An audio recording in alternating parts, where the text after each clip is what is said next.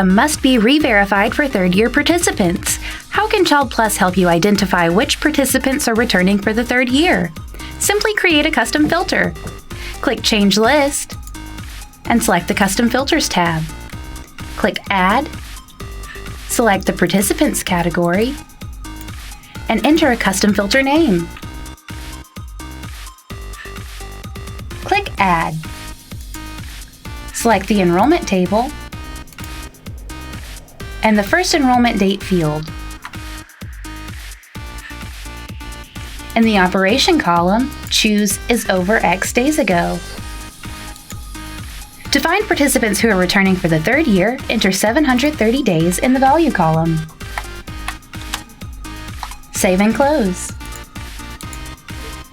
If we still need documentation of income from these families, we can apply this filter to a live message to send an alert to parents letting them know that we need updated income information. Once our agency has received the necessary documents from these families, we can apply this filter to our participants list and re-verify income for these families.